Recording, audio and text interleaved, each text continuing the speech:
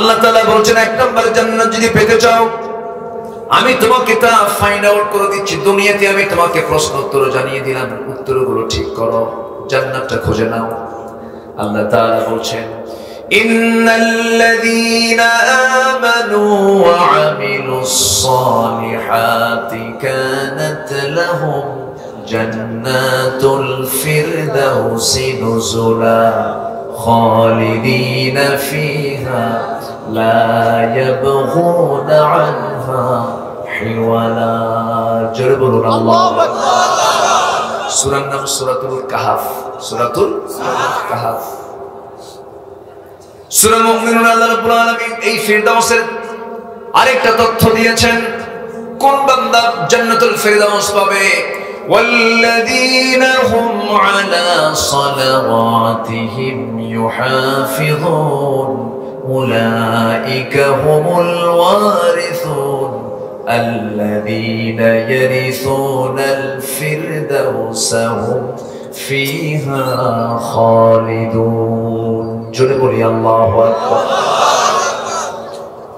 নামাজকে যারা যত্নের সঙ্গে আদায় করবে, নামাজের যারা যত্নবান হবে, এরাই হবে জান্নাতুল ফিরদাউসের ওয়ারিস। সেই জান্নাতকে সবাই নিতে চান নাকি? সেই জান্নাতটা কোথায় আছে বলেন? কোথায়? আল্লাহ আছেন কোথায়? জান্নাত কোথায়? আমি কোথায়? সমস্ত তথ্যগুলো কোরআনে আছে না নাই? সেই কোরআন না পড়ে আপনি কি পড়বেন? আপনি আগে কেজি স্কুলের সন্তানকে পাঠায়, কেজি স্কুলের সন্তানকে যখন পাঠায়, ভোরবেলা ওঠে বাচ্চাটা, 5 বছর বয়স, 5টার দিকে ওঠে, ঘুম যায় না, চোখটা লাল টকটকা থাকে, বড় একটা ব্যাগ পিঠে চড়াইয়া দেয়। ব্যাগের ওজন হলো 6 কেজি, বাচ্চার ওজন হলো 4 কেজি। ব্যাগের ওজনটাই বেশি, পিঠ বাঁকা হয়ে যায়, এতগুলো বই দিয়ে দেয়, কোন বই তার মাথায় ঢোকে না। এত বই দেওয়া লাগবে না আপনার সন্তানকে মানুষ করার জন্য। সন্তান যখন কথা বলা শিখবে, একটু যখন মুখ থেকে জিহ্বার যখন ব্যবহার করা শিখবে, কোনো কথা নাই, কোরআনটা শিখায় দেন, কোরআন আপনার সন্তানকে গাইড করে জান্নাতের দরজায় পৌঁছায় দেবে। চোখ বন্ধ করে এই মাদ্রাসায় ছাত্রগুলো বাচ্চাকে দিয়ে দিবেন। রাজি আছেন সবাই? দিয়ে দিবেন। কোথায় শিক্ষকরা আছে নাকি? ছাত্র কেমন মাদ্রাসায়? মাদ্রাসায় ছাত্র সংখ্যা কেমন আছে তো না? মাশাআল্লাহ, আলহামদুলিল্লাহ, ভালো আছে, আলহামদুলিল্লাহ। আমার ভাইয়েরা, সন্তান আজকে বড় শিক্ষিত, কিন্তু বাপকে দেখে না। আছে না নাই? আসতে বলবেন না, আছে না নাই? নিজের চোখে দেখেছি, এই 2 চোখ সাক্ষী আমার। ঢাকার অদূরে গাজীপুরে কিছু বৃদ্ধাশ্রম গড়ে উঠেছে। সেই বৃদ্ধাশ্রমগুলোতে কিছু বুড়া মানুষের সেখানে অবস্থান হয়েছে। বাড়ি হলো বাড়িধারা, ডিওএইচএস, ধানমন্ডি, এই সমস্ত এলাকায় তাদের বাড়ি ছিল। বুড়া বয়সী ওই মুরব্বীগুলো, ওই বুড়া মানুষগুলো বৃদ্ধাশ্রমে গিয়ে সেখানে শেল্টার নিয়েছে। কেন? আমি একদিন ওইদিকে যেতে নিয়ে ভিতরে ঢুকলাম, একজন মুরব্বীকে দেখতে পেলাম, সালাম দিলাম, পাশে বসলাম, দেখলাম চোখের কোনা বেয়ে বেয়ে টপ টপ করে পানি পড়ছে। বললাম, চাচা আপনি বাড়ি কোথায়? বাড়িধারা। এই জায়গায় কেন? বাবা, বাচ্চাদের সন্তানদের দেখার সময় নাই আমাকে। আমার ছেলেরা খুব ব্যস্ত, ছেলে বউরা খুব ব্যস্ত, আমাকে এখানে রেখে গেছে, মাসে মাসে টাকা দিয়ে যায়, আমাকে দেখার সময় নাই। আল্লাহ কি বুড়ো বয়সে টাকা দিতে বলেছেন না খেদমত করতে বলেছেন? কি বলেন? কি খেদমত করতে বলেছেন? টাকা দিয়ে কি খেদমত হয় নাকি? আমি চ্যালেঞ্জ দিলাম, আমি আজকে এই মাহফিল থেকে চ্যালেঞ্জ দিয়ে দিলাম, গোটা পৃথিবীর কোন বৃদ্ধাশ্রমে এমন কোন বুড়া মানুষ পাবেন না, এমন কোন বুড়ি মানুষ পাবেন না যাদের সন্তানরা আলেম হয়েছে। একটা আলেমের বাপ মাকেও কোন বৃদ্ধাশ্রমেও কোনদিন খুঁজে পাওয়া যাবে না। ঠিক কিনা? কেন?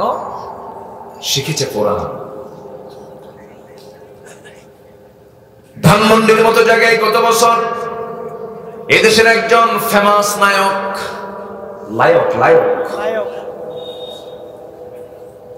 একজন ফেমাস অভিনেতা, তার শ্বশুর বৈধ পিস্তল হাতের মধ্যে নিয়ে ফেসবুক লাইভে এসে মাথায় ঠেকিয়ে সবাইকে বলল, আমার ছেলে থেকেও ছেলে নাই, মেয়ে থেকেও মেয়ে নাই, বউ থেকেও বউ নাই,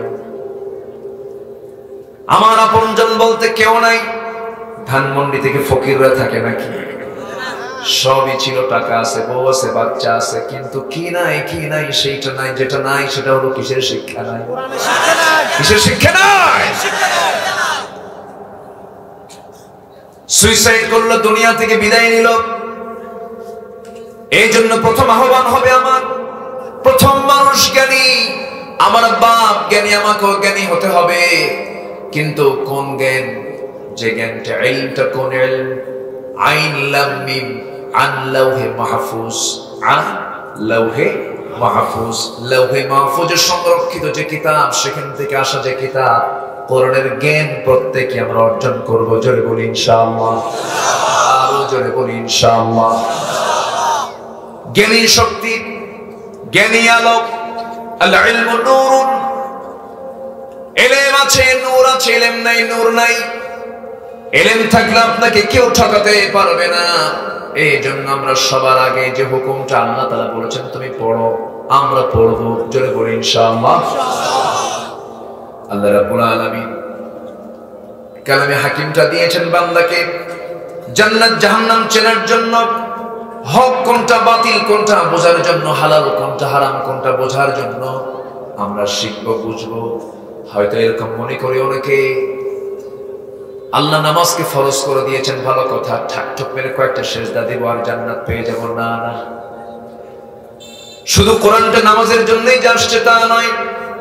আল্লাহ তাআলা সুন্দর করে কালামে হাকিমের মধ্যে বলছেন, যেখান থেকে আমি তেলাওয়াত দিয়ে শুরু করেছি, মহান রব্বুল আলামিন বলেন, লাইসাল বিররা আন তুওয়াল্লু وجوهكم قبل المشرق والمغرب ولكن البر من آمن بالله جربنا الله কোনো পূর্ণতা নেই ঠকঠক মেরে তুমি তোমার কিবলা, তুমি তোমার চেহারাটা কিবলামুখী করেছো, পূব দিক অথবা পশ্চিম দিক, এর মধ্যে পূর্ণ কল্যাণ তোমার জন্য নেই, পূর্ণতা তোমার জন্য নাই। প্রকৃত পূর্ণতা হলো ওয়ালাকিন্নাল বিররা মান আমানা বিল্লাহ ওয়াল ইয়াউমিল আখির ওয়াল মালাইকাতি ওয়াল কিতাবি ওয়ান নাবিয়্যিন।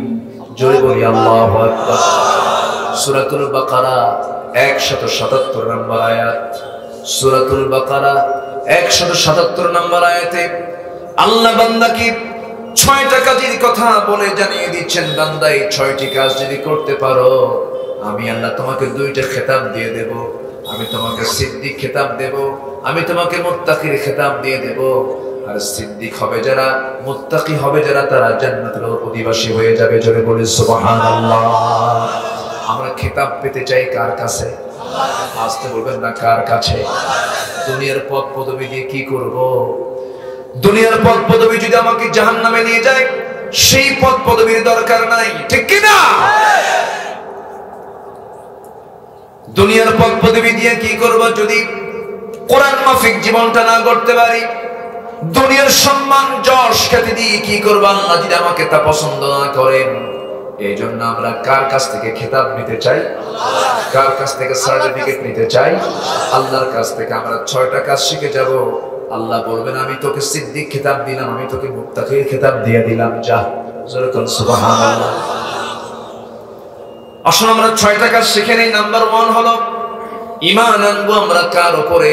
আল্লাহর উপরে। খ্রিস্টানরা ঈমান এনেছে কার উপরে? আল্লাহর উপরে। কিন্তু খ্রিস্টানদের ঈমানটা কি পরিপূর্ণ না আংশিক? আংশিক, এজন্য তাদের ঈমান নাই। আংশিক ঈমান দিয়ে ঈমান আনা হয় না। ঈমানটা পরিপূর্ণ আনতে হবে। আংশিক মানবো, আংশিক মানবো না, ঈমান আনা হবে না। আল্লাহ রাব্বুল আলামিন ইহুদিদের ঈমান নিয়ে কথা বলেছেন, খ্রিস্টানদের ঈমান নিয়ে কথা বলেছেন।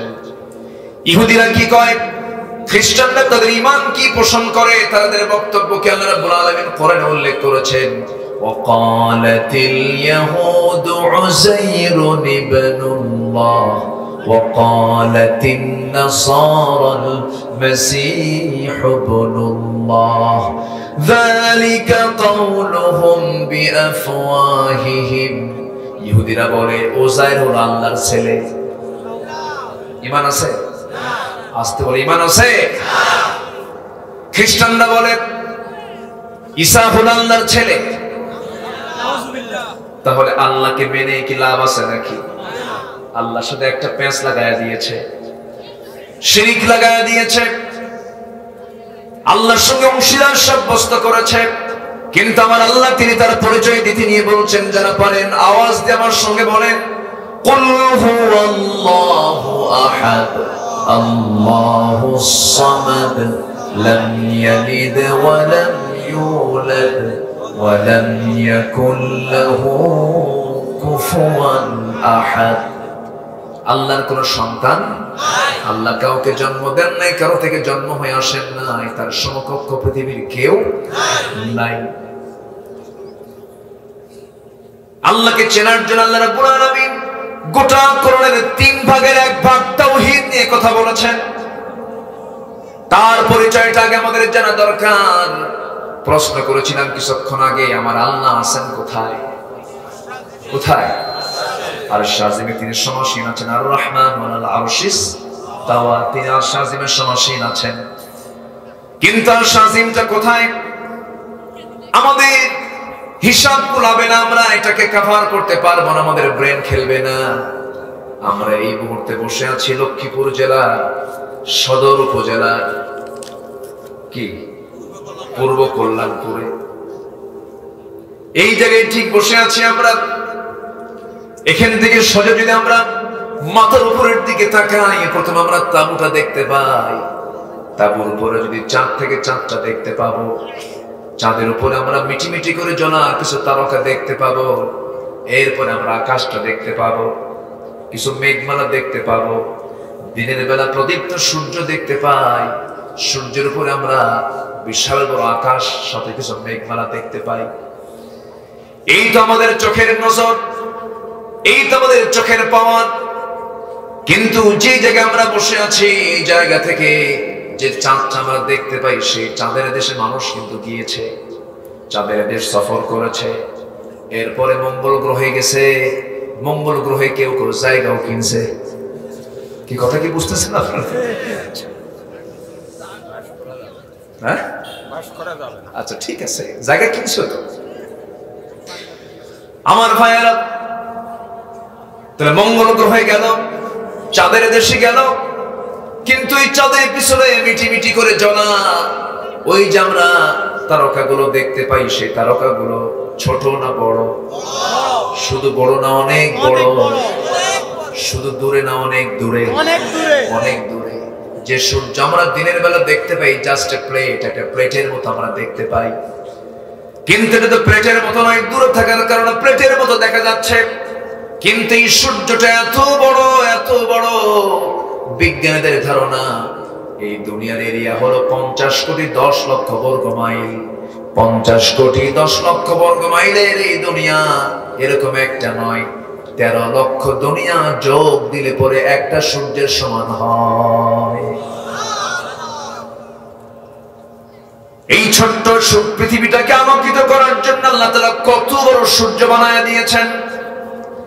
تبارك الذي جعل في السماء بروجا وجعل فيها سراجا وقمرا منيرا। আমার ভাইয়েরা, ওই সূর্যের চাইতে আবার যে তারকাগুলো মিটি মিটি করে জোনাকির মতো মিটি মিটি করে জ্বলে, ওই তারকাগুলো এত বড়। বেটেল জয়িস নামে একটা তারকা আছে, ওই সূর্যের চাইতে মাত্র 33 কোটি গুণ বড়। মাত্র হইছে মনে হয় নাকি? জোরে কান সুবহানাল্লাহ। কত কোটি বলেন? 33 কোটি গুণ বড়।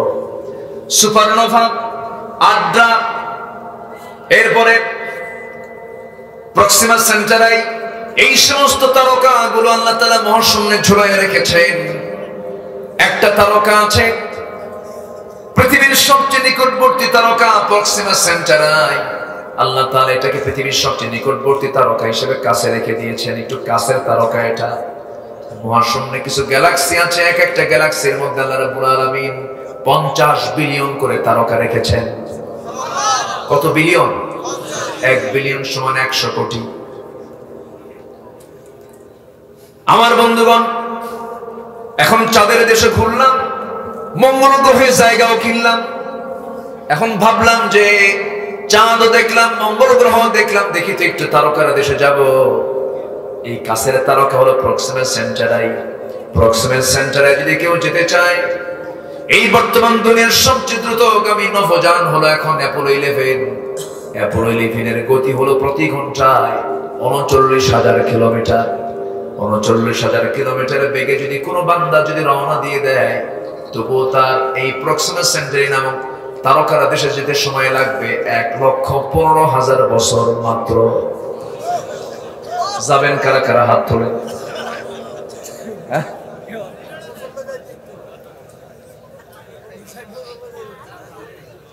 বাঁচবো কয়দিন? যাবো কোন দিন? এই তো বললাম মহাশূন্যের কথা। এখনো কিন্তু আকাশে যাই নাই, তাও তারকাটা দূরের না কাছে। এমন কিছু তারকা আছে যে তারকার আলো এখনো দুনিয়াতে আসেই নাই। এই মহাশূন্য, এরপরে মহাকাশ, এই নিরাকাশ আমরা দেখতে পাই। সে আকাশের উপরে আরো আকাশ আছে না নাই? এরপরে মাঝখানে মহাশূন্য আরেকটা আছে না নাই? আল্লাহ কি শুধু এক আকাশের মালিক, না 7 আকাশের মালিক? সাবআ সামাওয়াত, সাবআ সামাওয়াত, 7 আকাশের তিনি মালিক। আবার দ্বিতীয় আকাশটা প্রথম আকাশের তুলনায় কত বড়! সাহারার মধ্যে চলতে নিয়ে কোন আদম সন্তান যদি তার হাতের থেকে আংটি যদি সাহারার মধ্যে ফেলে দেয়, সাহারার তুলনায় আংটি যেমন ছোট, দ্বিতীয় আকাশের তুলনায় প্রথম আকাশ তেমনই ছোট। সিদরাতুল মুনতাহা, সেই সিদরাতুল মুনতাহায় আমার নবীজি যখন মেরাজ করেন, সাথে সফর সঙ্গে ছিলেন জিবরিল আমিন আলাইহিস সালাতু ওয়াস সালাম। 6ষ্ঠ আকাশে যাওয়ার পর, সিদরাতুল মুনতাহায় যাওয়ার পরে বললেন, আল্লাহ রাসূল, আমি আর যেতে পারবো না, এটা সীমান্ত বৃক্ষ, সীমান্ত বর্ডার, আর আমার পক্ষে যাওয়ার সম্ভাবনা নয়। আপনার জন্য এখন স্পেশাল ফ্লাইট আসতেছে, আপনি এখন এটাতে চড়ে আপনি চলে যাবেন। আমার নবীজি এই দুনিয়াতে একমাত্র প্রথম ব্যক্তি, এটি তিনি শেষ ব্যক্তি যিনি দুনিয়াতে বসে আজ থেকে 1,500 বছর আগে 7টা আসমান পেরিয়ে শাহজিমের সফর করেছে। জোরে বলে সুবহানাল্লাহ। Marconi, Faraday, James Watt, Copernicus, Einstein, Dalton, Galileo, এই বড় বড় বিজ্ঞানীদেরকে আমরা দু একটা তথ্য দেওয়ার জন্য আমরা তাদেরকে মহাবিজ্ঞানী বলি। আমার নবীজি কত বড় বিজ্ঞানী ছিলেন! 7টা আসমান পেরিয়ে শাহজিম পর্যন্ত তিনি ঘুরেছেন। জোরে বলে সুবহানাল্লাহ। আমার ভাইয়েরা, ওই 7 আকাশের উপরে আমার আল্লাহ তাআলার আরশ আজিম। আল্লাহ তাআলা বলছেন, ওয়াসিআ কুরসিয়ুহুস সামাওয়াতি ওয়াল আরদ ওয়া লা ইয়াউদুহু হিফযুহুমা ওয়া হুয়াল আলিয়্যুল আযীম। জোরে বলুন আল্লাহু আকবার। সে আরশ আজিম আল্লাহ তাআলা সেখানে রেখে দিয়েছেন, আল্লাহ তাআলা সেখানে অবস্থান করছেন। কিন্তু আল্লাহর ইলমটা সব জায়গায় আছে। আল্লাহর ইলমটা এত সূক্ষ্ম, আমার আপনার বাড়ির গাছে, আমার আপনার বাড়ির চালের উপরে যে তেঁতুল গাছটা লাগিয়েছেন আপনি, সেই তেঁতুল গাছের পাতা এত বড় না ছোট ছোট? এই ঝিরি ঝিরি পাতাগুলো কোনটা আগে পড়ে কোনটা পড়ে পড়ে খেজুর গাছের যিনি মালিক সে জানে না, কিন্তু আমার আল্লাহ ঠিকই জানে। জোরে বলি সুবহানাল্লাহ। আমি কি আলোচনা শেষ করে দেব? নড়াচড়া হচ্ছে যে, একটু ওঠা বসা হচ্ছে যে,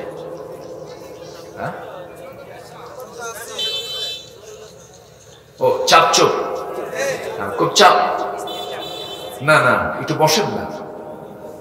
যদি না বলে যান এটা কেমন হলো? রাস্তায় চলতে নিয়ে যদি কেউ রাস্তার নিয়ম ভঙ্গ করে, তখন পুলিশ কি দেয়? মামলা দেয়। আচ্ছা, নিয়ম শৃঙ্খলা ভঙ্গ করলে মাহফিলে এসে যদি মাহফিলের শৃঙ্খলা ভঙ্গ হয়, ফেরেশতা আছে না নাই? এই মামলাও আছে না নাই? আল্লাহ তাআলা বলছেন ওয়ানসিতু ফাসতামিউ লাহু ওয়ানসিতু। কোরআন যখন তুমি কোরআনের বৈঠকে বসবে চুপ থাকবে, শুনবা। এটা কার নিয়ম? আসতে বলবেন না, কার নিয়ম? নিয়মটা ভঙ্গ করা যাবে না। তো বসে আমরা সময় মতো শেষ করবো, জোরে বলি ইনশাআল্লাহ। কয়টা কাজ শিখবো আমরা আজকে? 6টা। 1 নম্বর হলো ঈমান আনবো আমরা কার উপরে? আংশিক না পুরোপুরি? আমার ভাইয়েরা, আরশ আজিমের কথা আমি বলছিলাম। আরশ আজিমটা কত দূর একটা ধারণা আমরা পেয়ে গেলাম। আল্লাহ বলছেন বান্দারে, তুই যদি আমার প্রতি ঈমান টানতে পারিস, যদি তোর মাইক ওলা গেল কোথায়? হ্যাঁ, সম্মানিত ভাইয়েরা, মাইক ওলা কি সিদ্ধাতুল মুনতাহায় গেল নাকি? অসংখ্য শুনতে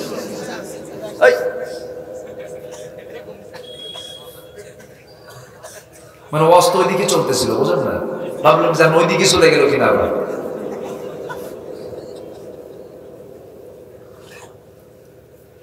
আমার বন্ধুগণ, সে আল্লাহ তাআলা বলছেন বান্দা, আমি আরশ আজিমে অবস্থান করি, বান্দা আমি তোকে জান্নাত দিতে চাই, সেই জান্নাতটা আমি দূরে রাখবো না। 1 নাম্বার জান্নাত, জান্নাতুল ফেরদাউসটা আরশ আজিমের আশেপাশেই থেকে যাবে। জোরে বলুন সুবহানাল্লাহ। কোন বিমানে চলে যাবেন? কোন দুনিয়ার বিমান হবে? আস্তে কর, দুনিয়ার বিমান হবে? সেই জান্নাত পেতে হলে জান্নাতের ফ্লাইটে চড়তে হবে। দুনিয়ার কোনো কনকর্ড বিমান হবে না, দুনিয়ার কোনো ফ্লাইটে চড়ে সেই জান্নাতে যাওয়া যাবে না। সামনে বহু ঘাত প্রতিঘাত আছে, বহু ঝড় ঝাপটা পার হতে হবে, বহু সিরাত পার হতে হবে, মিজানের পান্না পার হতে হবে, হাউজে কাউসার সামনে আসবে। রাসূল বলছেন সাহাবীরা, হাসরের ময়দানে তোমরা আমাকে কোথাও যদি না পাও, 3টা জায়গায় তোমরা আমাকে পেয়ে যাবে। সুবহানাল্লাহ। সাইয়েদনা বেলাল কাঁদতে কাঁদতে অস্থির হয়ে যাচ্ছেন।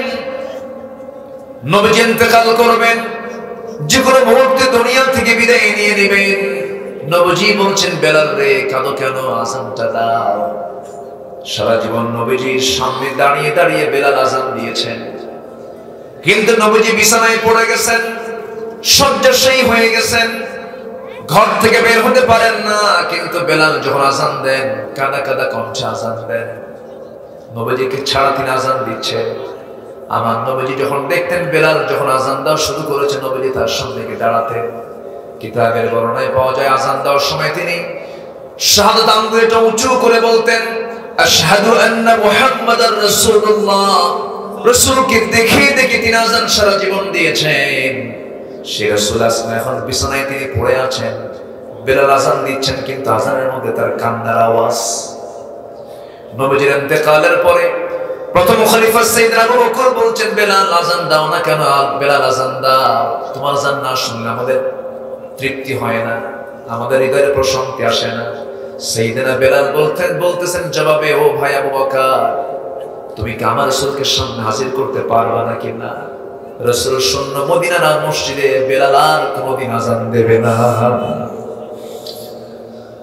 আমার নবীজি দুনিয়া থেকে বিদায় নিচ্ছেন, বেলাল কাঁদতে কাঁদতে বেকারার।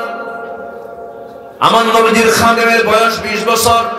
আনাস বিন মালিক রাদিয়াল্লাহু তাআলা আনহু শুধু নামেই তো রাসূল তাকে খাদিমুর রাসূল, খাদিম উপাধি দিয়ে দিলেও, কিন্তু আনাস বলেন আমি নবীজির খাদেম ছিলাম, কিন্তু নবীজি উল্টা আমার খেদমত নিজেই করেছেন। জোরে সুবহানাল্লাহ। নবীজি তার জুতা আমাকে ধরতে দেন নাই, রাসূল আমাকে কোনদিন আমাকে গ্লাস একটা আনতে বলেন নাই, কাপড় চোপড় আনতে বলেন নাই। নবীজির সারা জীবনের খেদমত ছিল কারো থেকে খেদমত না নিয়ে নিজেই খেদমত করা। জোরে সুবহানাল্লাহ। আনাস বিন মালিক যখন দেখলেন রাসূল দুনিয়া থেকে বিদায় নিতেছেন, আনাস বিন মালিকের সহ্য হলো না, তিনি ঘর থেকে বাইরে বের হয়ে চলে গেলেন। রাসূল সবাইকে দেখতে পাচ্ছেন কিন্তু আনাসকে দেখতে পান না। নবীজি বলছেন সাহাবীরা আমার আনাস কই, আমার আনাস কই, আনাসকে দেখি না কেন? এরপর তাকে খুঁজে যখন বের করে আনা হলো, রাসূলের সামনে হাজির করা হলো, রাসূল বলছেন আনাস মনে হয় আমি তোমাকে বড্ড কষ্ট দিয়েছি, যদি কোনো কষ্ট পাও তুমি আমারে মাফ করে দিও। সাইয়েদনা আনাস বলছেন ইয়া রাসূলুল্লাহ আমি দূরে থাকার কারণ কিন্তু আমি আপনার ভুল বুঝতে চাই হুজুর, আমি আপনাকে কষ্ট দেব কেন? আমার চোখে পানি আসার কারণ হলো মাত্র 10টা বছর আমি আপনার সাথে থাকলাম, বয়স তো হয় নাই, কেবল 20 বছর বয়স আমার, কেবল বুদ্ধি বয়স আমার হওয়া শুরু হয়েছে। আমি আপনার জন্য দোয়া করি আল্লাহ তাআলা যেন আপনাকে যুগ যুগ ধরে হায়াতটা লম্বা করে দেন, আমি আনাস যেন আমি আপনার যুগ যুগ খেদমত করে যেতে পারি। আমার নবীজি বলছেন আনাস রে তোমার যে নিয়ত সেই নিয়ত মনে হয় পূরণ হবে না, কারণ সাকরাতুল মাউতের সমস্ত লক্ষণগুলো আমার মধ্যে চলে আসছে। আমি রাসূল মনে হয় কিছুক্ষণের মধ্যেই দুনিয়া থেকে বিদায় নিয়ে নেব, মালাকুল মাউত চলে আসবে, সবকিছু ফয়সালা হয়ে গেছে, আমি মরে যাব। ও আনাস তবে আমি তোমাকে বলে যাচ্ছি, আমি আমার আল্লাহকে বলবো আল্লাহ বেহেশতে আমার কোনো খাদেম যেন কেউ নিযুক্ত না হয়, আমার আনাসকে তুমি আল্লাহ বেহেশতের খাদেম বানাইয়া দিও। আমার নবীজি সবার কাছ থেকে বিদায় নিচ্ছেন, বিদায় নিয়ে তিনি রাসূল বলছেন সাহাবীরা কোথাও যদি না পাও আমাকে তোমরা 3টা জায়গায় পাবে, তোমরা আমাকে 1 নাম্বার খুঁজবে মিজানের পাল্লায়, মিজানের পাল্লা যদি না পাও তোমরা আমাকে খুঁজবে পুলসিরাতে, পুলসিরাতেও যদি না পাও তোমরা আমাকে খুঁজবে হাউজে কাউসারে, আমার সঙ্গে তোমার সাক্ষাৎ হয়ে যায়, জান্নাতের পেয়ালা দিয়া হাউজে কাউসার থেকে পানি তুলে তোমাকে জান্নাতের পেয়ালা দিয়ে পানি পান করাবো, জনমের মতো তৃষ্ণা নিবারণ হয়ে যাবে, আমি তুমি একসঙ্গে জান্নাতে চলে যাব, কোনো বাধা থাকবে না। যখন সুবহানাল্লাহ সেই দিন সবার সামনে আছে না নাই? আসতে বলবেন না আছে না নাই? সবাই কি জান্নাত পেতে চাই নাকি?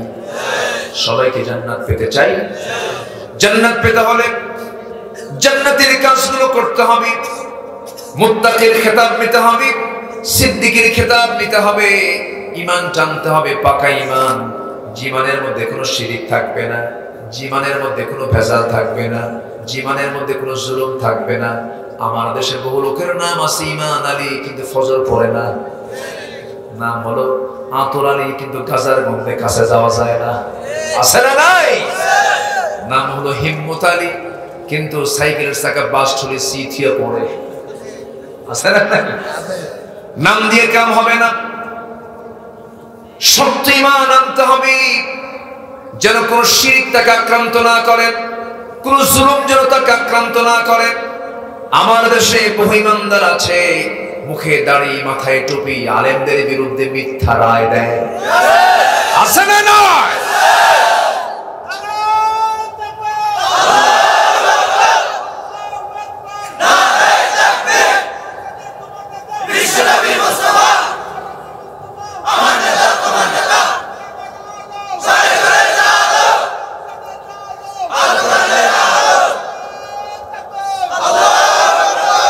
হজ করে একটানা যতদিন বাঁচে ততদিন হজ করে, প্রত্যেকবার হজে যায়, ট্রিপল হাজি, কিউব হাজি, কিউব ট্রিপল হাজি হজ করেছে, জনগণের টাকা মেরে খায়, আছে না নয়? রাস্তার টাকা মেরে খায়, আছে আছে। জাতির শ্রেষ্ঠ সন্তান হলো মুক্তিযোদ্ধা, ফ্রিডম ফাইটার তারা। অথচ কিছুদিন আগে জাতীয় পত্রিকার জরিপে দেখলাম 2000 মুক্তিযোদ্ধা যারা ভাতা নিচ্ছে তাদের বয়স হলো 52 বছর। যুদ্ধ করলো, দেশ স্বাধীন হয়েছে 52 বছর, ওদের বয়স 52 বছর। যুদ্ধ করছে কোথায়? আলমে আরওয়াহ থেকে। কষ্ট পাচ্ছেন? উচিত কথায় বন্ধ বেজার, গরম ভাতে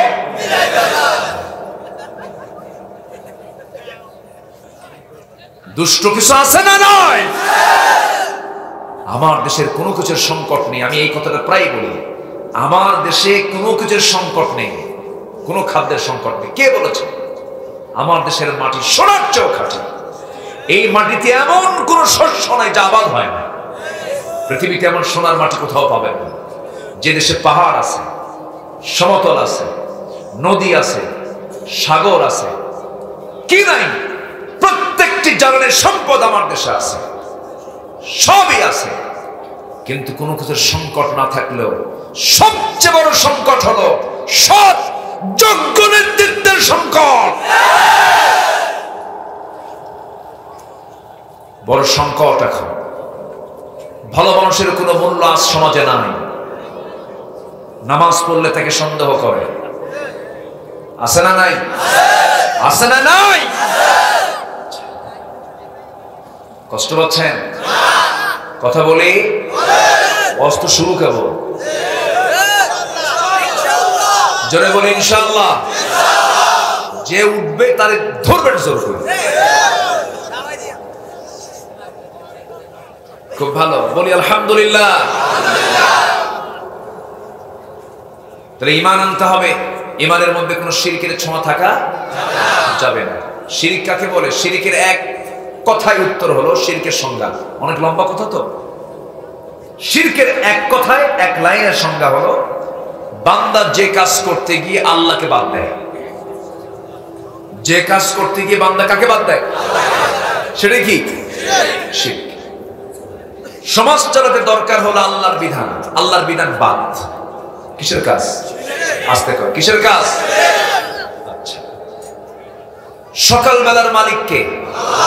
তো সকালবেলা বাকি দেওয়া যাবে না কেন? এ আছে না নাই? আছে না নাই? সকালবেলা বাকি দেওয়া যাবে না। তাহলে সকালবেলা কে বানাইছে? সকালবেলার মালিক কে? আল্লাহ কি কইছে সকালবেলা বাকি দেওয়া যাবে?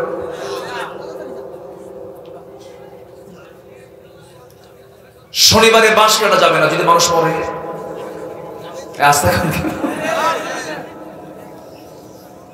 বৃষ্টির দিন বিয়ে করা যাবে না। বৃষ্টির দিন বিয়ে করলে পরে সারা জীবন ওর চোখ দিয়ে পানি পড়বে। ওই যে বৃষ্টিতে পানি পড়ে, এগুলো আসে না? বলেন শিরক। আল্লাহ তাআলা তুমি আমাদের শিরক মুক্ত ঈমান আনার তৌফিক তুমি আমাদের দিও। তাহলে সমাজ চলতে হবে কার বিধান দিয়া? যদি কেউ মানুষের বিধান দিয়ে চলে, এটা কিসের কাজ? কথা ক্লিয়ার? তাহলে আমরা কি ইমানদারের সমাজে, ইমানের সমাজে আছে না শিরকের সমাজে আছে? আচ্ছা, আমার দেশে কি মদ আছে? সমাজে কি জুয়া আছে? জুয়া বোঝেন তো? মোনাজাত ধরে, মোনাজাত বোঝেন তো না? জুয়া কিন্তু মোনাজাত ধরে, এরকম করে মোনাজাত ধরে, কেউ কারণে দেখে না। কি মোনাজাত পার্টি আছে নাকি? তাহলে মদ আছে, জুয়া আছে, জেনা তো নাই? জেনাও আছে, সুদ আরো বেশি। আচ্ছা, তাহলে মদ, জুয়া, সুদ, জেনা, এটা কি ইসলামী সমাজের বৈশিষ্ট্য না আবু জেহেলের সমাজের বৈশিষ্ট্য? কোন সমাজে আছে আমরা?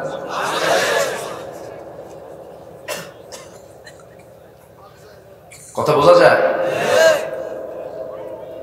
কিন্তু আবু জেহেল নামে কোন লোক আছে? নামে তো লোক নাই। আবু জেহেল নামে কোন লোক আছে? কিন্তু আবু জেহেলের চরিত্র আছে না নাই? ওরা বসে এই নাম কেউ খাবে না। নামটা রাখছে জিব্রাইল, নাম রাখছে কি? ফেরেশতা।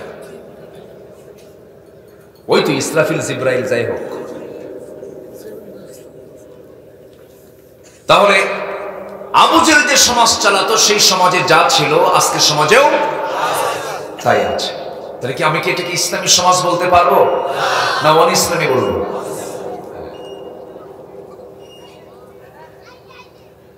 সম্মানিত ভাইয়েরা, একটু মনোযোগ দিয়ে কথাটা শোনার চেষ্টা করবেন। অনেকের চিন্তা কি জানেন?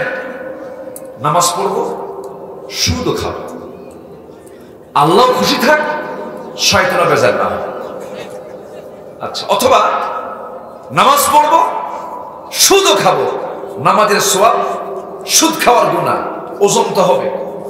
মাওয়াজিনুহু ফাহুয়া ফি ঈশাতির রাদিয়া, ওজন তো হবে, ওজনে তো নামাজই ভারী হবে, যা আমি জান্নাত পাবোই। এরকম চিন্তা করার কিছু লোক আছে না নাই? আছে না নাই? এই প্ল্যান করে জান্নাত পাওয়া যাইবে না। আসতে বলবেন না, যাইবে না। বনের টাকা, বনের সম্পদ, বনের জমি মেরে খাওয়া ভাই তো লক্ষ্মীপুরে একটাও নেই। আছে? আছে? বাপ মারা গেছে এক যুগ, বনের সম্পত্তি ভাই বুঝে দেয় না।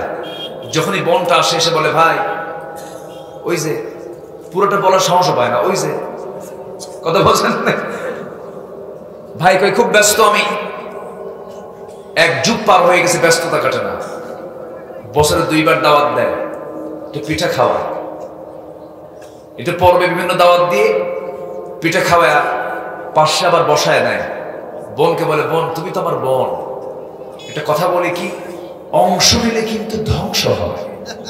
কি ফতোয়া দিল দেখে, একদম শয়তান থেকে অভিনাজির হয়েছে। এরকম আছে না নাই? অথচ আল্লাহ বলছেন লিযযাকারি মিসলু হাযিল উনসাইন। আল্লাহকে মেয়েদের অংশ ভাগ করে দিয়েছেন। ফরায়েজ যারা পড়েছেন, আগে মেয়েদের অংশ, আগে আল্লাহ তাআলা মেয়েদের অংশ আগে তুলে ধরেছেন। আগে মেয়েদেরকে বুঝায় দাও। ভাইয়ের কাছ থেকে বঞ্চিত বোন আছে না নাই? আছে না নাই? বাবার সম্পত্তি থেকে বঞ্চিত মেয়ে আছে না নাই? বাবা জীবদ্দশায় মেয়ের সম্পত্তি ছেলেকে লিখে দেয়। এরকম লোক তো লক্ষ্মীপুরে নাই। ওদিকে কোন হাজী সাহেব, ওদিকে কি সাহেব? হাজী সাহেব। এগুলো ইসলামী সমাজের বৈশিষ্ট্য নয়। মুসলমান কাকে বলে? পরিপূর্ণ ঈমান তার মধ্যে রাখতে হবে, থাকতে হবে। আংশিক মানবো, আংশিক মানবো না, তা হবে না। আল্লাহ তাআলা এখানে শুধু আল্লাহর প্রতি ঈমান আনার কথা বলেন নাই, তিনি বলেছেন ওয়ালাকিন্নাল বিররা মান আমানা বিল্লাহ ওয়াল ইয়াউমিল আখির ওয়াল মালাইকাতি ওয়াল কিতাবি ওয়ান নাবিয়্যিন। কিতাবকে মানো, কিতাব ছাড়া তুমি কিসের ঈমান আনো? কিতাবকে তোমার মানতে হবে, নবীদেরকে মানতে হবে। ঈমানটা তোমার পরিপূর্ণ রূপে আনতে হবে। ঈমান তুমি পরিপূর্ণ আনবে না, ওই ঈমান দিয়ে তুমি জান্নাত পাবে না। আমার বন্ধুগণ, নাম্বার 2 আল্লাহ তাআলা ইনফাক ফি সাবিলিল্লাহর কথা বলছেন, দানের কথা বলছেন। মাল তুমি খরচ করো, মাল দিয়েছেন কে? আল্লাহ। ওয়া আতাল মাল আলা হুব্বিহি যাবিল কুরবা ওয়াল ইয়াতামা ওয়াল মাসাকিন ওয়া ইবনাস সাবিল ওয়াস-সাইলিনা ওয়া ফির রিকাব। আল্লাহ তাআলা এখানে সবগুলো খাতগুলো জানিয়ে দিয়েছেন। মাল যে খরচ করবে এর মধ্যে 1 নাম্বার হলো কুরবা, নিকটাত্মীয়দের জন্য খরচ করবা। আবার আল্লাহ তাআলা আরেক জায়গায় রাসূলকে বলা হচ্ছে, রাসূল আপনাকে প্রশ্ন করবে তারা সম্পদগুলো কোথায় খরচ করবে, টাকা পয়সাগুলো কোথায় খরচ করবে। ইয়াসআলুনাকা মাযা ইউনফিকুন কুল মা আনফাকতুম মিন খায়রিন ফালিল ওয়ালিদাইনি ওয়াল আকরাবিন। জোরে বলুন আল্লাহু আকবার। মালগুলো কোথায় খরচ করবে? 1 নাম্বার হলো বাপ মার জন্য খরচ করতে হবে। কিন্তু অনেক সন্তান আছে বইয়ের খরচ সে সম্পূর্ণ করে, ছেলের খরচ দেয়, মেয়ের খরচ দেয়, কিন্তু মার খরচের কাছে সে টাকা নাই। এরকম তো লক্ষ্মীপুরে নাই? কেন আছে না নাই বলেন? আচ্ছা, ও যুবকরা, তারা যারা বসে আছে আজকের মাহফিলে, যুবকরা বেশি। যুবকদেরকে আমি আজকে 3টা কাজের কথা বলবো। 3টা কাজ তোমরা করবা, আল্লাহ তাআলা তোমাদের রিজিকে ব্যবস্থা আল্লাহ তাআলা ডাবল করে দিবেন। রিজিকটাকে বাড়ায় দিবেন। রিজিক বৃদ্ধির 3টা আমল। কয়টা আমল? যুবকদের জন্য স্পেশাল 3টা আমল শেখায় দিচ্ছে। তোমরা 3টা কাজ করবা, তোমাদের রিজিকটা বৃদ্ধি পেয়ে যাবে। শুনবা? আগ্রহ আছে যুবকরা? 1 নাম্বার, তাড়াতাড়ি বিয়ে করো।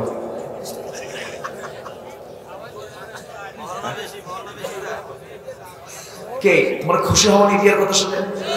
হ্যাঁ, আওয়াজ নাই তো। বিয়ে করার দরকার আছে না নাই? বিয়ে দরকার না জিনা দরকার? এখন তো বোঝা দরকার, বিয়ে ভালো না জিনা ভালো? জিনা বন্ধ হবে কি করলে পরে? বিয়ে করলে পরে। আজকের সমাজে জিনা বেশি না বিয়ে বেশি? কথাটা শুনলে যদিও তোমাদের হাসি আসতেছে, কিন্তু না। হুজুর আপনি কি আমলের কথা বললেন? কিন্তু না না, এটাই শ্রেষ্ঠ আমল, এটাই বরকতময় আমল। তোমার সম্পদ বাড়বে, বাড়িতে তুমি মেহমান নিয়ে আসবা যখন। এই দেশে যত ধনীর তালিকা আছে, যত গ্রুপ অফ ইন্ডাস্ট্রিজ গুলো আছে, দেখবা তারা আগে বিয়ে করছে, বিয়ের পরে সম্পদ পাইছে। আমার নবজি বিয়ে করার পরে সম্পদ পাইছে, ঠিক কিনা? বিয়ে করবা না কেন? অনেকের বিয়ে করতে করতে যত বড় শিক্ষিত তত লেট ম্যারেজ, পড়তে পড়তে বুড়া হয়ে যায়, 50 বছর দাঁত মরে, চোখও নাই, আছে না নাই? 50 বছর বয়সে বিয়ে করে, 60 বছরের বাচ্চার বাপ হয়। বাচ্চাটা রাস্তা দিয়ে যখন হাঁটে, তখন লোকরা বলে, এই ছেলে তোমার এটা দাদা না নানা? আমার নবীজি বিয়ে করেছেন 25 বছর বয়সে। কত বছর? Standard age. বাপও নাই, মাও নাই। বাপও নাই, মাও নাই, এতিম। দুই দিকের এতিম তিনি, মা ছাড়া, ওইদিকে বাপ ছাড়া, ওইদিকে দাদা ছাড়া।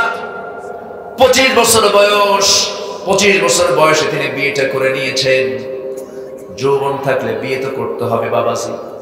ও যুবকরা আজকে যারা আছো, যারা মাহফিল এসেছো, জিনার কাজ করা যাবে না, জিনার কাজ করা যাবে না।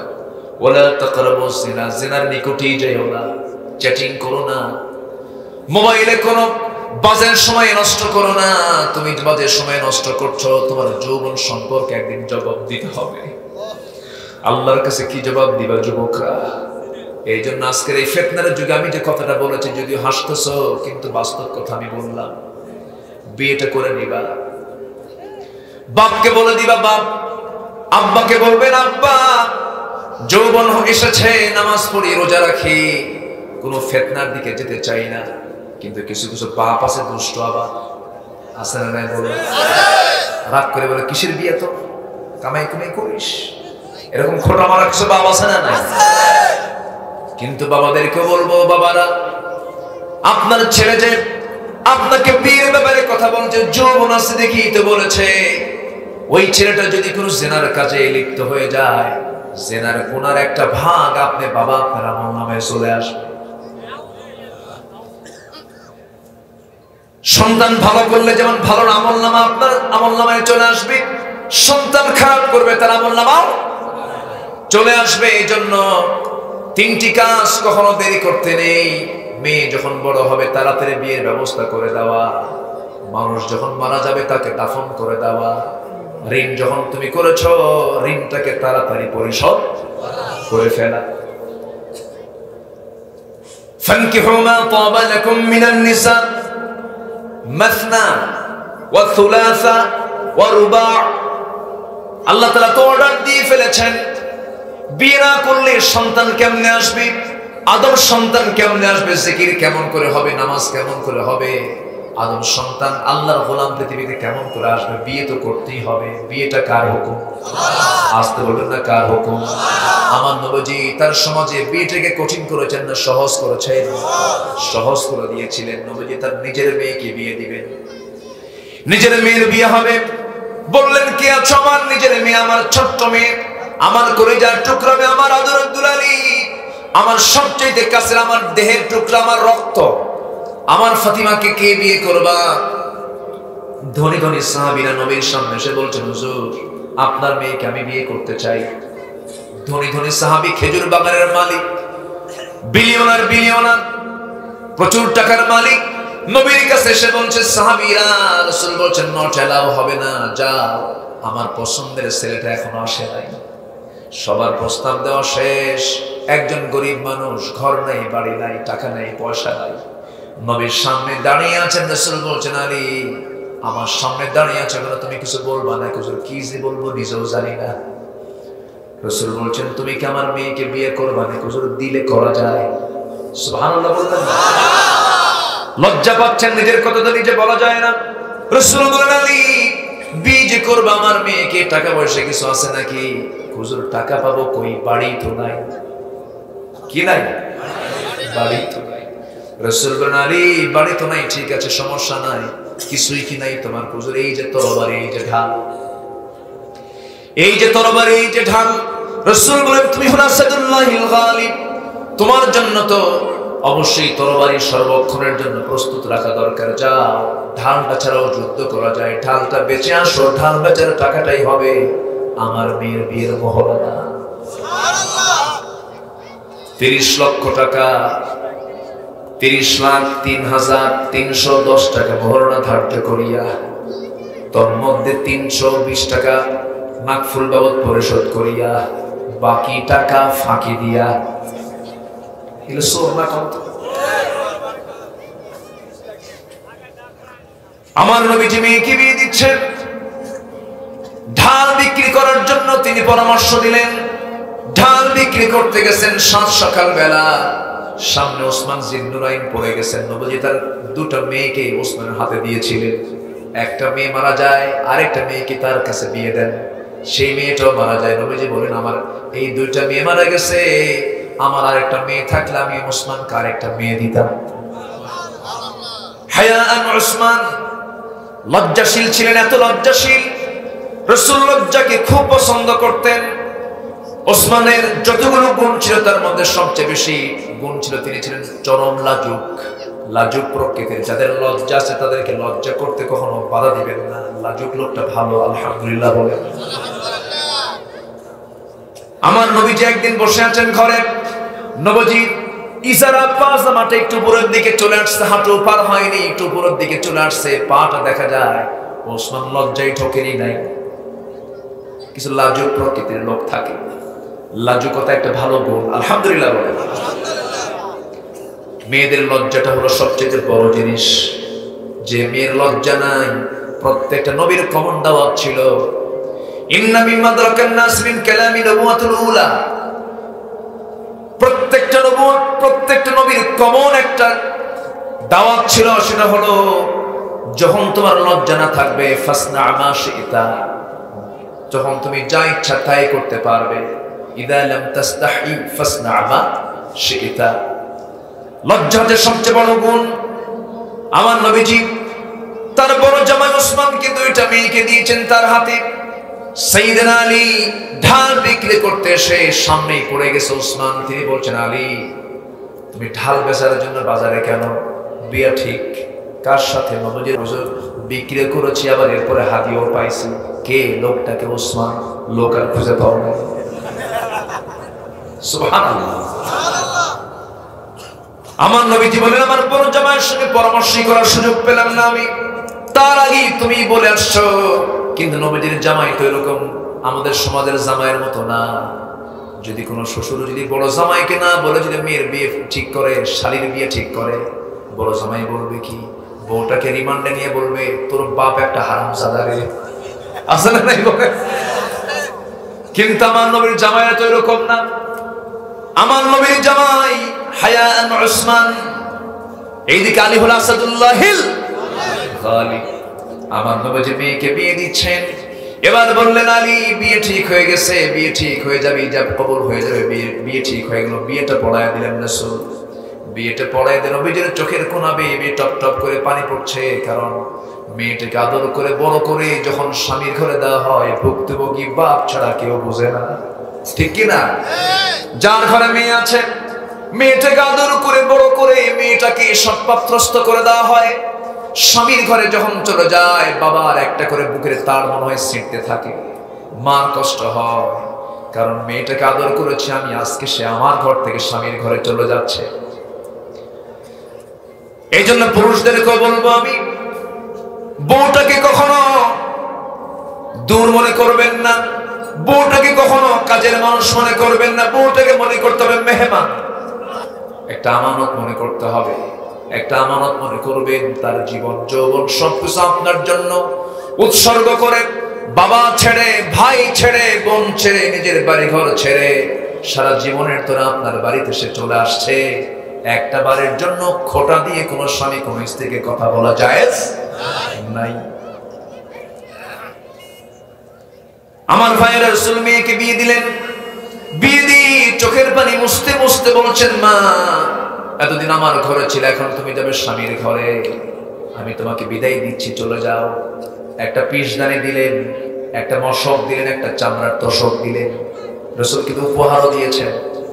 একটা পিসদানি একটা চামড়ার তোষক, আর একটা পানির মশক, আর একটা হলো গ্লাস, একটা পান পাত্র দিয়েছেন। এরপরে বলছেন মা স্বামীর ঘরে চলে যাও, আর একটা কথা শোনো মা, মৃত্যুর দিন পর্যন্ত যেন স্বামীর বিরুদ্ধে একটা নালিশ যেন আমি বাপ আমার কানে না আসে। সুবহানাল্লাহ বলবেন না? এখন মেয়ের বাপরা কি করে? মেয়ের বাপ মেয়েকে বিয়ে দিয়ে বলে মা যা স্বামীর ঘরে যা, যদি কিছু বলে শুধু ফোন দিবি খাইয়া ফেলাবো। আছে না কিছু, আছে না?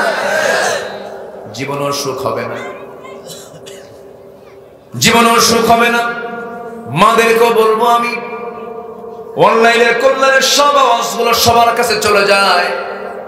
মাদেরকেও বলবো আমি, আমার মায়েরা স্বামীর ঘর পাওয়ার পর ভাববেন এটা আমার শ্রেষ্ঠ ঘর। বিয়ের পরে একটা মেয়ের জন্য শ্রেষ্ঠ ঘর বাবার ঘর না স্বামীর ঘর? বাবার ঘর না স্বামীর ঘর?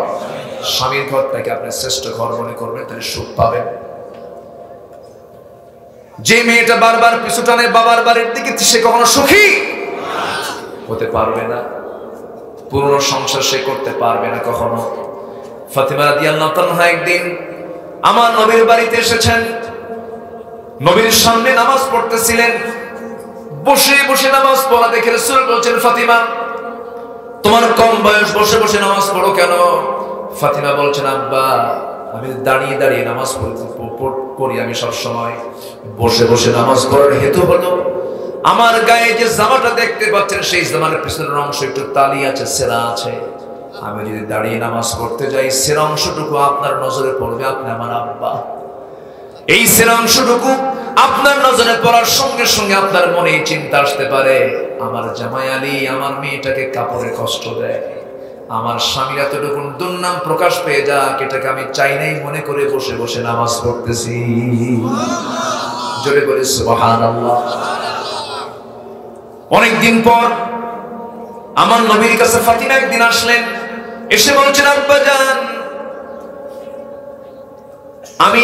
আমি পিষদানি দিয়ে আটা পিষতে পিষতে আমার হাতে দাগ পড়ে গেছে, কড়া পড়ে গেছে। কূপের পানিতে পানি তুলতে তুলতে বালতি দিয়ে আমার কোমরে দাগ পড়ে গেছে। আমি ঘর ঝাড় দিতে দিতে আমার কাপড়গুলো ময়লা হয়ে যায়, আমি পরিষ্কার করার সময় পাই না। আমার দুইটা ছেলে হাসান হোসাইন সব মিলিয়ে আমি পরামর্শ করেছি আমার স্বামীর সাথে, তার সঙ্গে পরামর্শ করে আপনার কাছে আসলাম। আপনি তো রাষ্ট্রপ্রধান, দেখুন তো মেহেরবানি করে আমাদের জন্য একজন খাদেম অথবা একটা কাজের মানুষ দেওয়া যায় কিনা। নবীজি বলছেন মা এইদিকে আসো, কাছে টানলেন, একটু আড়ালে নিয়ে গিয়ে বলছেন মা তুমি শোনো, তুমি কি দেখেছো মুহাম্মদ বিন আব্দুল্লাহ কখনো অন্যের দ্বারা কাজ করায় নাই নাকি? আল্লাহু আকবার। তোমার বাবা মুহাম্মদ সাল্লাল্লাহু আলাইহি ওয়াসাল্লাম কারো দিয়ে তো আমি কাজ করায় নেই না, আমার ঘর আমি নিজে ঝাড়ু দেই, আমার কাপড়টা আমি নিজেই ধুয়ে ফেলি, আমি আমার সমস্ত কাজগুলো আমি নিজেই সম্পন্ন করি, কারো অপেক্ষায় আমি আমার কাজকে ফেলে রাখি না। সারা জীবনের সুন্নত হলো এটা আমার। মা তুমি আমার মতোই থাকবে, কাজের মানুষের দরকার নাই, যাও আমি তোমাকে আমল শেখায় দিচ্ছি। সুবহানাল্লাহ আলহামদুলিল্লাহ আল্লাহু আকবার 33 বার বলবে। আল্লাহ তোমার সমস্ত আমলগুলোকে সমস্ত কাজগুলোকে আমার আল্লাহ তোমার জন্য সহজ করে দিবেন। যেরকম সুবহানাল্লাহ। যুবকরা নাম্বার 1 তাড়াতাড়ি বিয়ে করে নিবা, তোমার যৌবন আছে, তোমার বিয়ে করা উচিত। বিয়েটা করবা, তুমি রিজিক দিবেন কে? আল্লাহ। আসতে বলবে না, রিজিক দিবেন কে? তুমি প্ল্যান করবা, পরিকল্পনা করবেন কে? আল্লাহ। তুমি বিয়ের সিদ্ধান্ত নিবার সঙ্গে সঙ্গে আরশ থেকে রিজিকের ফয়সালা হয়ে যাবে। জোরে বলি সুবহানাল্লাহ। যুবকরা মনে মন খারাপ করছে আছে? হ্যাঁ, খুশি হয়েছে তো? কিন্তু মনে মনে চিন্তা করতেছে হুজুর মেয়ের বাপরা তো বিয়ে দেয় না।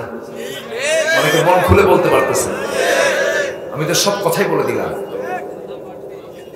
মেয়ের বাবারা বলে ছেলে কি করে, এটা আগে বলা উচিত না, প্রশ্ন করা উচিত ছেলেটার তাকওয়া আছে কিনা, ঠিক কিনা বলে?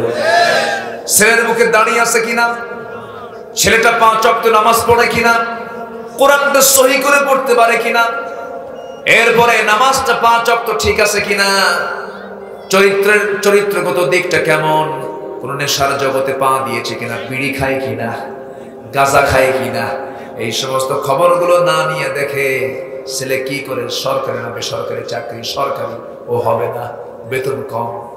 আচ্ছা ঠিক আছে সরকারি হবে, তবে উপরিয়া কামাই আছে নাকি? উপরিয়া কামাই বোঝেন তো, আসমান থেকে ওহি উপরিয়া কামাই আছে নাকি? আচ্ছা গেল। এরপরে এই সমস্ত কাজ তো থাকতেই হবে। আবার মঙ্গল গ্রহে অফিস আছে কিনা, কোন গ্রহে, আমেরিকার সিটিজেনশিপ আছে কিনা, লন্ডনের করে ব্যবসা বাণিজ্য আছে কিনা, সব কিছু শর্ত আরোপ করে দেয়।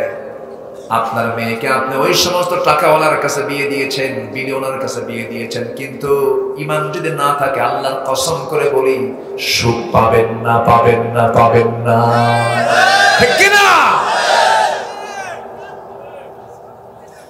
টাকাওয়ালা না আল্লাহওয়ালা? বলেন টাকাওয়ালা না আল্লাহওয়ালা? অনেক মেয়ের বাপ আমাদের কাছে এসে কান্দে আর দোয়া করে, দোয়া চায়, হুজুর আমার মেয়ে সুখ নেই হুজুর। কেন? আপনার জামাই কি করে? আমার জামাইয়ের তো বিশাল বড় ইন্ডাস্ট্রিজ আছে, সুখ নেই কেন, কি হয়েছে? হুজুর খুব অশান্তির মধ্যে আছি হুজুর। এটা কি টাকা নিয়ে অশান্তি? না। When character lost is everything lost. যখন চরিত্র শেষ হয়ে যায় তার সব শেষ হয়ে যায়। এই জন্য চরিত্র আগে দেখতে হবে। রাসূল চরিত্র আগে দেখতে বলেছেন, তাকওয়াটাকে দেখতে বলেছেন। যুবকদের জন্য কয়টা আমল শিখিয়ে দিতে, কয়টা আমলের কথা বলেছি আমি? নাম্বার চলতেছে কয়টা? আরো আছে কয়টা? শুনবা আজকে? খুব ভালো, বলি আলহামদুলিল্লাহ। মেয়েরাও কিছু দুষ্ট আছে, যে ছেলেদের মুখে দাঁড়িয়ে আছে ওদেরকে পছন্দ করে না, আছে না? নয়, ছেলের মুখে দাঁড়িয়ে বলে যে না এটা তো চাচা হয়ে গেছে, তাই না? কেমন পছন্দ? মাথার চুলগুলো থাকতে হবে এটা আধুনিক style, Messi style, Neymar style. এইদিকে চুল নাই, পিছনেও চুল নাই, মাথার উপরে গোল কইরা কাউয়া কাটিং, আছে না? নয়, ছোট্ট ছেলেটা হাসতেছে, মাথার চুল দেখেন না? এখন মাথার চুলগুলো দেখেন, বিশ্রী। আমার বুঝে আসে না এই রুচিগুলো কেমনে আসে। শার্ট প্যান্টের সাইজ বাইজ নাই, ওই শার্ট প্যান্টের নামাজও হবে না। আচ্ছা হাঁটু ফাটা দিলে কি নামাজ হয়? আগে নামাজ না আগে সতর? আগে সতর না আগে নামাজ? আগে সতর। দুই হাঁটুতে কাপড়, দুই হাঁটু ফাটা, ফাটা। নতুন প্যান্ট কিনে আনছে ফাটা, দাম 4000, ফাটা প্যান্ট 4000। আমি কি ভুল কইছি? এই হচ্ছে পোশাকের অবস্থা। আখিরি জামানায় মানুষ পোশাক পরবে, কিন্তু পোশাক পরেও তাকে উলঙ্গ দেখা যাবে। যুবকদের পোশাকও কি ঠিক আছে? যুবকদের সতর হলো নাভি থেকে হাঁটুর নিচ পর্যন্ত। এখন সমস্ত প্যান্ট গুলো ম্যাক্সিমাম যত যুবকরা প্যান্ট পরে সমস্ত প্যান্ট নাভিতে না নাভির নিচে? নাভির নিচে কি পোশাক পরা জায়েজ না হারাম? হারাম। বেল্ট থাকতে হবে নাভির উপরে, সেই বেল্ট সেই ফিতা নাভির নিচে চলে যায়। প্যান্ট পরছে আর এরকম ছোট্ট একটা প্যান্ট পরছে আর শার্ট পরছে, নামাজে দাঁড়াইছে, বছর কয়েক আগের কথা। আমি মসজিদে ঢুকে দেখি যে এক ছেলে নামাজ পড়তেছে এরকম প্যান্ট পরে। তো ভাবলাম কি যে নামাজ হবে আজকে আল্লাহ জানে। রুকুতে যখন গেছে তখন দেখি রুকুর ঠেলায় প্যান্ট নিচের দিক, শার্ট উপরের দিক, মাঝখানে ফাঁকা। তো ভাবলাম সেজদায় যে কি হবে আল্লাহ জানে। সেজদায় যখন গেছে তখন দেখি প্যান্ট খুইলা আন্ডার প্যান্ট বের হইছে। আমি কি ভুল কইলাম? ওই সমস্ত প্যান্ট পরা যাবে না। মেয়েদের পোশাকের তো সাইজ বাইজ নাই। মেয়েরা বোরকা পরে, এখন বোরকাও পরে। বোরকাও এখন একটা কি স্টাইল, ফ্যাশন। বোরকা দেখানো না ঢাকানো? বোরকার উদ্দেশ্য কি দেখানো না ঢাকানো? এখন কি ঢাকায় না দেখায়? কত কালার, কত ডিজাইন, এমব্রয়ডারি, তারপরে চমকি লাগানো, আয়না লাগানো, বোরকার গায়ে কি লাগানো? আয়না। আয়না মানে আসল। তাহলে কি হবে? এই জাতীয় বোরকা পরা যাবে না। বোরকা পড়তে হবে, কালার হবে কয়টা? কাল ঘোরা, যেন কাকের মতো দেখা যায়। মাথা থেকে পা পর্যন্ত সব কাক। কাকের হাত, পা, চোখ, কান, নাক সব কালো। এরকম কালো বোরকা পরে আপনি বাইরে বের হবেন, ঢাকবেন। মেয়েদের মুখটাও বের করা জায়েজ নাই প্রয়োজন ছাড়া। যদি কেউ সস্তা ফতুয়া দেন, এটা ভুল বলেন তারা। মুখটা যদিও সতরের আওতামুক্ত করা হয়েছে। কেন? মুখে আছে চোখ, এই মুখ অবয়বে আছে চোখ, নাক, মুখ। চোখ দিয়ে দেখতে হয়, নাক দিয়ে শ্বাস নিতে হয়, মুখ দিয়ে খেতে হয়। এই জন্য এই চেহারাকে সতরের আওতামুক্ত করে রাখা হলেও পুরুষ নারীর দিকে আকৃষ্ট হয় কি দেখে? মুখ দেখে। বলে, প্রিয়তমা, তোমার প্রশস্ত কপাল, তোমার লম্বা লম্বা নাক, তোমার ভ্রুযুগল এবং তোমার ডাহুক ডাহুক চোখ। কি আমি কি ভুল বলতেছি? এতক্ষণ ধরে ওয়াজ করতেছে কিসের? কিসের? মুখে, চেহারা। এই জন্য চেহারাকেও ঢাকতে হবে। মেয়েদের চেহারাকেও ঢাকতে হবে। সবার বাড়িতে মা বোন আছে না নাই? আছে না নাই? এগুলো শিখায় দিবেন। বোনকে বোরকা পরায় দিবেন, বউকে বোরকা পরায় দিবেন। এবং পর্দা হলো সবচেয়ে অর্জিন পর্দা হলো নিজের যে সমস্ত নিকটবর্তী আত্মীয় স্বজন আছে যাদের সঙ্গে দেখা করা জায়েজ নাই, ওদের সঙ্গে পর্দা করা। বাইরের লোকের দ্বারা যতটুকু ক্ষতি হয়, নিজের লোকের দ্বারা ক্ষতির সম্ভাবনা কম না বেশি? বেশি। চাচাতো ভাই, মামাতো ভাই, খালাতো ভাই, কি ফুফাতো ভাই, দুলা ভাই আছে না নাই? দেখা করা জায়েজ। দেবর, ভাসুর দেখা করা জায়েজ নাই। এগুলো খুব সাবধান। দুলা ভাই শালীকে হুন্ডায় তোলে, এরকম সিস্টেম তো লক্ষ্মীপুরে নাই। আছে? দুলা ভাই পিছনে শালীকে হুন্ডায় উঠায় নিয়ে হাঁটে, চলছে, গাড়ি চালাচ্ছে। এখন শালী চিন্তা করে দুলা ভাই মানুষ, বলছে যখন উঠি দূরেই বসে, দুলা ভাইয়ের গায়ের সঙ্গে গা লাগলে কেমন হয়? দুলা ভাই আবার এমন, দুলা ভাই সামনে যে এমন ব্রেক মারে, এক ব্রেকে গ্যাপ পূরণ। আছে না? এই গ্যাপ পূরণ করার দরকার নেই, এই সুযোগ দেওয়ার দরকার নেই। পর্দা করতে হবে। একজন নারী 4 জন পুরুষকে জাহান্নামে নিয়ে যাবে। কয়জন? স্বামীকে নিয়ে যাবে, ভাইকে নিয়ে যাবে, বাবাকে নিয়ে যাবে, ছেলেকে নিয়ে যাবে। এই জন্য সতর্ক থাকবো আমরা সর্বোচ্চ। জোরে বলি ইনশাআল্লাহ। নাম্বার 2 হলো বাপ মার সঙ্গে সুন্দর আচরণটা করবা। যুবকরা, বাপ মার সঙ্গে যত সুন্দর আচরণ করবে তোমার রিজিক তত খুলতে থাকবে। নাম্বার 1 বলে দিয়েছি। নাম্বার 2 হলো বাপ মার সঙ্গে সুন্দর আচরণ করবে। নাম্বার 3 হলো তোমার দায়িত্ব হলো জীবনের সকল জায়গায় ভয় কাউকে করা যাবে না, ভয় করতে হবে একমাত্র কাকে? এই 3টি কাজের বিনিময়ে আল্লাহ তোমার রিজিক অবারিত করে দিবেন, সব খুলে দিবেন। আকাশের রহমতগুলো তোমার জন্য বর্ষিত হতে থাকবে। আল্লাহ তাআলা যুবকদেরকে গুনাহ আমল করার তৌফিক দান করুন।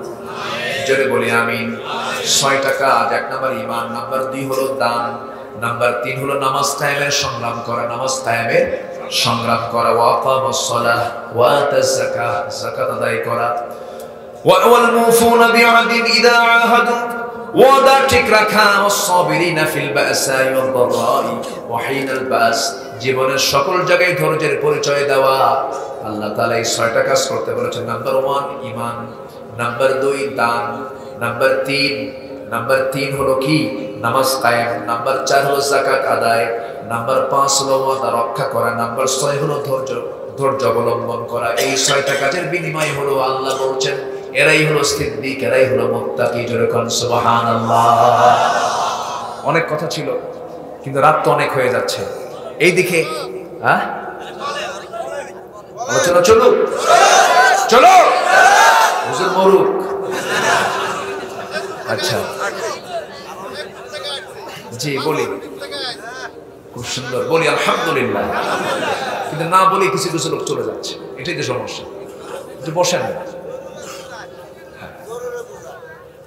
এই 6টি কাজ আমরা করবো, জোরে বলি ইনশাআল্লাহ। সবাই যে যেখানে আছেন বসে পড়ো। আমরা চাইবো কার কাছে? আসতে চাইবো কার কাছে?